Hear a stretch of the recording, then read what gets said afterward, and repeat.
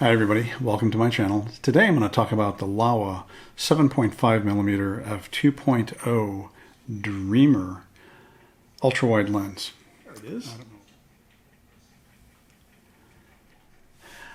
I think people may remember in at least one of my videos I mentioned having had the Lumix 7 to 14mm ultra-wide zoom, which was a nice sharp lens. Had an issue with putting filters on the front because the front element bowled out and it had a permanently attached lens hood.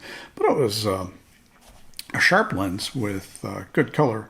Unfortunately, the autofocus motor pooped out on it last February. And since that lens and most lenses today are focused by wire, that meant you can't focus at all with the even with manual focus. And yeah, I bought it on eBay. I probably paid around a little over $400 for it.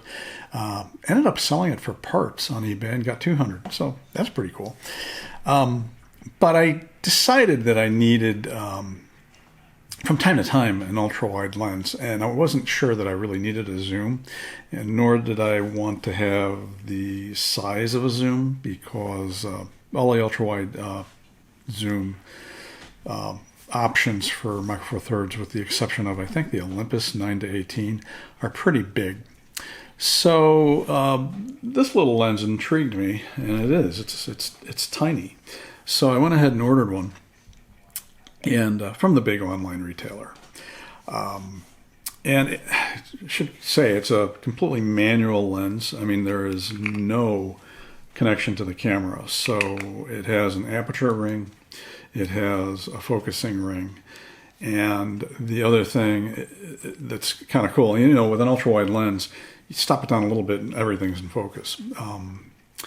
At f2, you can actually do some selective focus stuff with this, but it's kind of an old school lens, because when I got into photography, the first camera, nice camera I had, a Canon AT1, came with a 50mm lens and had a depth of field scale on it, which allows you to pre-focus to a point and tells you for a given f-stop what distances will be in focus.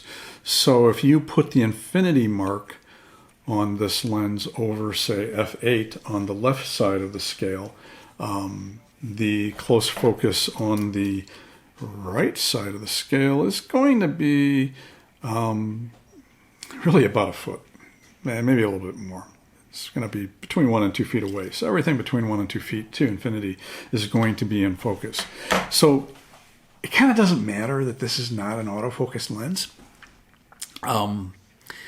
There is a newer version available for a bit more money. This was $4.99. There's a newer version available for, I think, around $80 more, which has an auto aperture, so there is a connection to the camera, and you control the aperture from the camera, and also the aperture goes into the data in the EXIF of the image file. Whereas with this lens, it just, the file doesn't know what lens was attached. But you know, this is good enough. If you set it with the depth of field scale, you can walk around all day and not really have to change anything unless you change your aperture. So if you control ISO and shutter speed, you can leave the aperture alone. Because it goes to f2, you can do some pretty interesting selective focus things with close subjects. But after I got this lens and went out and I shot with it, I realized it had an issue. And that issue was that the top left corner was soft. So I initiated a return and had them send out a new one. Now, so interestingly, the original copy of the lens that had the softness issue, this is the replacement, that came out of the retailer's warehouse, I'm pretty sure. And the replacement lens, this one right here, came from actually a chain of camera stores. In fact, the chain actually has an outlet here in Chicago. And when I got the replacement lens, what I noticed was the box was shrink wrapped. I mean, it was this nice shrink wrap Whereas the one that came from the retail warehouse, there was no shrink wrapping around it. So it does kind of raise the question, did somebody get that original lens and send it back, and somebody else in the warehouse wasn't paying attention or wherever and returns, and it ended up back out in the warehouse to go out again? I don't know. And I don't, if that happened, it's probably, hopefully unintentional. But this just points out it's really, really important to test lenses. And I don't mean you have to go out and photograph a brick wall. You're going to see an issue like this pretty quickly when you go out and use a lens. As a matter of fact, if you check out the lensrentals.com blog, Roger Sakala, they test several copies of lenses because they're a rental house, so they have several copies. And, any time you have something like this mass produced, there's going to be an occasional dud. It happens. But if you read any of those blog articles, what they say is what I just said, is if there's an issue with a lens, a serious issue, you see it. And if you look at the charts and graphs that they put up, if you look at the graph, you'll have 10 copies, and all of those results are clustered in one area on the graph, right? And then there's one lens way down here, and it's an outlier. And it's got issues. And you don't need that graph to see the issues that lens has. You see it when you take pictures with it. So the take home is this is, again, just important to take a lens out once you've bought it. And during the return period, take a lot of shots. So if there are any issues, you'll find them in time to return and get a replacement. I'm going to show you some pictures, and you're going to see right away that original lens had very obvious problems going on. And then I'll also show you some shots that I've taken with this. It's a fun lens. Yeah. So when I bought the Laowa 7.5, one of the first things I did was went out and took a hike, and went to an area, forest preserve southwest of Chicago called Country Lane Woods. And just walked around taking shots. This shot was taken with a 7.5mm, which, by the way, has a 15mm full-frame equivalent field of view.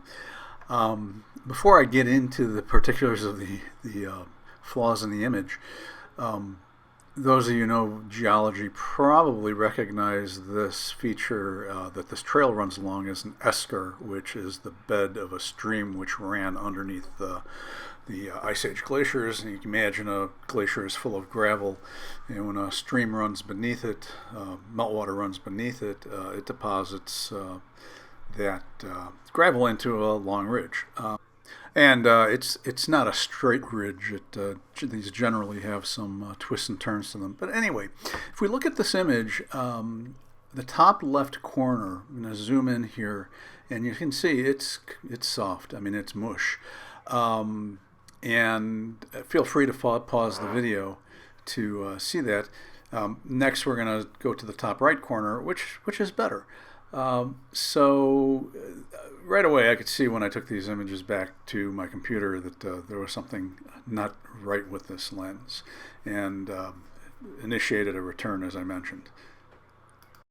And of course, when I received the return, or when I received the new lens, I took it out for another hike. This was in nearby Thatcher Woods. Another thing I need to mention is when you mount this lens, completely manual lens, on a Lumix camera, I'm assuming Olympus is the same way, the camera asks you to set the focal length of the lens. The menu item will open up in the viewfinder or on the screen. And you just set it to the focal length of the lens. I assume that is to calibrate the in-body image stabilization. You only have to do that once if you're only using one of those types of lenses, but if you put another manual lens on there of a different focal length, you're going to have to change it. If you're only using the 7.5, you will see that message whenever you mount the lens. However, since the camera is going to be set to 7.5 when it can't sense a lens, you just have to press the shutter to clear that message. And now here are the top left and right corners with the new lens. And you can see that it's sharp pretty much across. Also should mention that the lens for all of these was stopped down to at least f5.6, probably f8. Again, it doesn't tell you in the EXIF, so, but stopping an ultra-wide lens down that far should result in it being completely sharp across the frame. And obviously in the previous lens, that wasn't the case. Now I'll show you some photos that I've taken recently with the good copy of the 7.5mm Laowa. Architecture buffs might recognize this as Frank Lloyd Wright's home and studio in Oak Park, Illinois. So I went there fairly early one morning, and you can see that the lens does pretty decent sun stars if you stop it down to f16. Here's a vertical of the same scene. You notice that there's some ghosting extending down to the right from the sun star. And it's kind of hit or miss with that, because if you move a bit, it can go away, as you can see in the next shot. So, you know, if you're reviewing your images and you see that, just try a different angle. Another thing to bear in mind, if you do get the auto aperture, the newer version, which actually allows you to control aperture from the camera, that only has a 5-blade iris, whereas the manual version has a 7-blade iris. So if you're liking 14-point sun stars and 10's not enough, keep that in mind. You're going to have to get the manual version to get that. So a little later in the morning, actually this is downtown Oak Park. This is the entrance to the Metro commuter rail station and the clock tower. You get on Metro here, you can get to downtown Chicago in about 17 minutes. Walking just a few feet to the right brings you to the viaduct under the railroad tracks, and you've got chain link here for couples to put their love locks on. And I lucked out, a guy on a bike came by just as I snapped this. The next shot is just a little bit further south under the tracks, and it's a view of the Green Line station. And as I mentioned, you can see if you're pointing this lens up, you're going to get keystoning. And I think with a lens like this, it's just something you have to live with, because if you straighten that and crop, you're going to cut a lot of the image off. If you set the lens wide open to f2, you can actually do some fun shallow depth of field images. This is a hop hornbeam tree, and male catkins of that tree. And these catkins are right close to the front of the lens. You do have to kind of move the camera back and forth a bit to focus at the closest focus setting.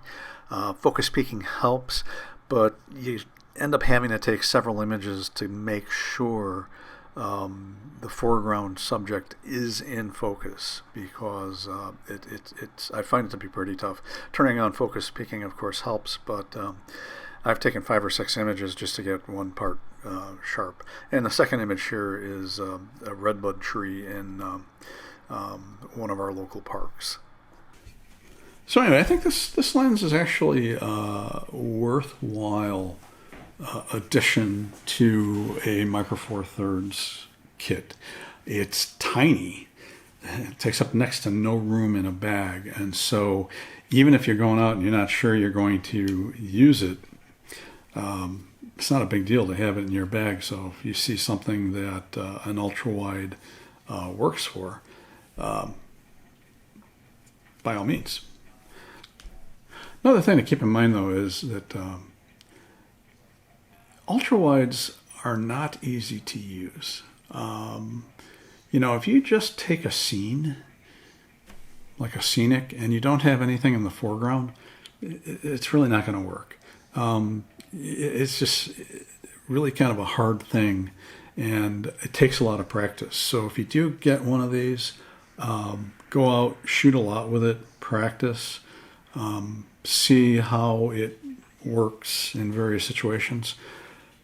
If you're shooting in the city, you're going to have to realize that very frequently, especially if you're pointing the camera up, you're going to get a lot of keystone effect.